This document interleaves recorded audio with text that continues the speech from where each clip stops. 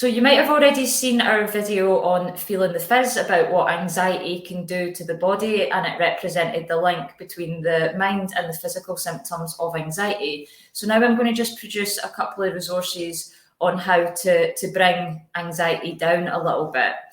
So again, I gave an example in a previous video about feeling really anxious and uptight, and that there can be consequences, or we might feel even worse if we react when we're feeling difficult emotions like anxiety. So just as an example, I've maybe been feeling highly anxious. I've had maybe a really difficult day. I've been really busy at work. I've had to come home and do various tasks like getting the dog out, maybe getting the kids sorted for bed. I've then maybe had to squeeze time in to do other things for work or get to the gym. And by the time it gets to bedtime, I'm highly anxious. And then one of my friends has texted me and said something on the text that's upset me. Now, rationally, it might not have been meant the way it was said over a text message. I might have interpreted that wrong, but because I was so uptight and stressed about my day as it was, I just immediately text back my frustration and poured that all out and misplaced my anger and anxiety at someone that had nothing to do with why I was feeling anxious. So as a result of what happened, I really upset my friend.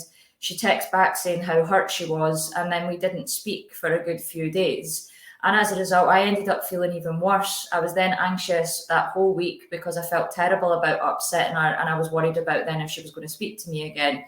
When actually, if I had just taken that step back and had a think about my response, I could have explained more clearly how I was feeling and how that message came across, and I could have given her the chance to explain.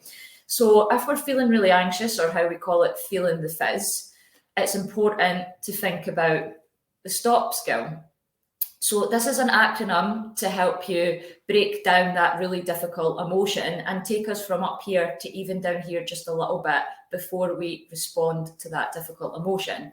So first of all, we stop. T is for take a deep breath. O is for observe. So have a think about the situation. On a scale to 1 to 10, 10 being highly anxious, where was I on that scale? I was probably about an 8. Is that really the right time for me to be reacting? No, absolutely not, because it's not the best time for me to speak to someone. Will it really be that important tomorrow? Well, it is actually quite upsetting me, but I probably won't feel the same way about it tomorrow morning. And then the first P is for pull back. So look at it from a helicopter view, from an inside out, and think, well, what would you maybe say to someone else in that situation?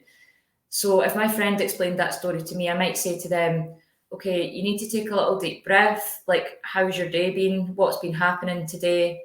Maybe you should go and make yourself a cup of tea and respond later. Or actually, maybe you need to sleep on it and then reply with a fresh head. And maybe it's worth taking some time to think about what you say before you send that message. And then P, practice what works.